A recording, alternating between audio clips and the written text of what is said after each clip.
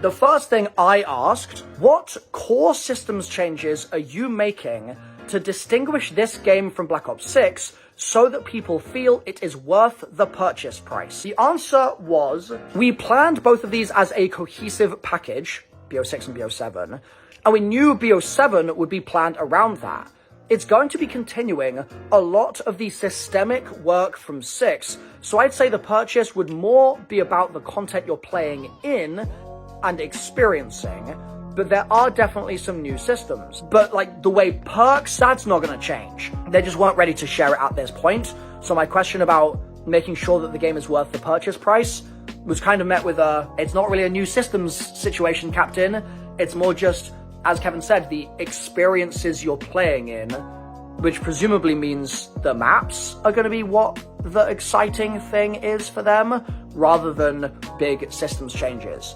So there's been a lot of talk lately, and it's kind of looking like Black Ops 7 isn't actually going to change zombies in any meaningful way. Now obviously there's still going to be more announcements, so I'm not going to just definitively say this is happening right now, but what they said did not sound very good. And I kind of want to talk about that because I really do like the game mode. It's just that it's been kind of putting me off lately from even going back to Call of Duty at all, just because I think the sheer lack of progress is starting to become a huge problem at this point. I actually really did enjoy Cold War Zombies. I had a lot of fun. And I think that's kind of the general consensus, is that it is a lot of fun. But then I ended up skipping Black Ops 6. And as I start finding out more about it, it just seems like they took a lot of shit and just made it worse. Like Cold War as a basis was okay. I mean, like, it was fun to play, but the fact that they took a lot of mechanics like the armor and just apparently made it worse, and then they also took like a bunch of boss zombies and upped their health and made it more chaotic. Like, I'm all for chaos, but I don't think that's what the zombies game mode needed. In fact, I really think they just needed more excuses to have us experience the fun gameplay. Like, besides nerfing some things that were extremely broken, like some of the equipment just dominating most of the high round gameplay, or by maybe toning down some of the wonder weapons so you can't just sit in a corner and spam them, I feel like it needs something else entirely. And this is something that I've heard floating around the zombies community, but a better mode of progression, I feel, would kind of make the game way better than it is now. As it stands, I feel like your only options are to max out whatever your current upgrades are, and then you just progressively grind for infinite high rounds on these maps. And you know, for a game that's trying to be a live service game, they really have like not capitalized at all on any way of actually reusing all this content. The entire gimmick is that zombies continuously drip feeds maps to us over the course of the game's life cycle. And that's fine, I'm perfectly fine with that. But if we're gonna be stuck with the maps as they are, getting to high rounds isn't enough anymore. It's really fucking boring. It's so boring, in fact, that even having all these extra game modes like they had in Cold War, like Outbreak, at least gave me something else to do in the meantime. I also don't think the camo grinding that they want to implement in the game is really that good of a substitute either. They wanted to have this whole idea that your progression in multiplayer and zombies could be linked in some way, and in some sense that gives you an excuse to at least play zombies to get some progression, but it's not like meaningful progression. You're just taking this one random character and then boosting a bunch of his stuff.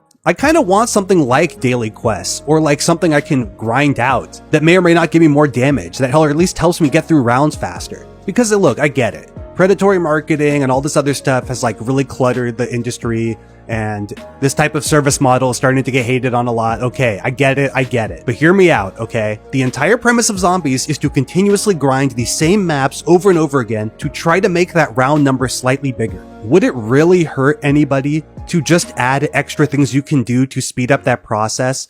Like when I play a round of zombies, going from round 1 to round 10 on any given map is the same process every single time. It's not going to change. Going from round 10 to round 20 is the same process. From 20 to round 30, it's the exact same thing. Every single map plays the exact same way every single time. Once it's been figured out, it's going to be the same strategy over and over again. You even see this with really high round gameplay. Once a strat is figured out and a fast way to get to it starts, then the floodgates break loose and everyone's just doing it and it's very boring. Having these extra things that I can modify in my run that gets me more rewards that I can put back into the run would be perfect. I don't care if it fucks up the leaderboards. because I know there have been some competitive players that have been mad that things are starting to get easier. I don't really give a shit. I'm fine with zombies being a casual game that you can grind out and improve at. If the competitive players really hate it that much, then make a subcategory that bans it, so you have to play without these modifiers. Fuck, man. I don't know. Just find some way to make it work, because right now, this game mode is insanely tedious, insanely repetitive, and I just don't have it in me to play it anymore, even though I think it's fun. It's like a bunch of fun with nowhere to go, and I think adding these small random number tweaks to the game gives it more longevity that it just doesn't have right now. And yes, that includes, and I hope this isn't a hot take, but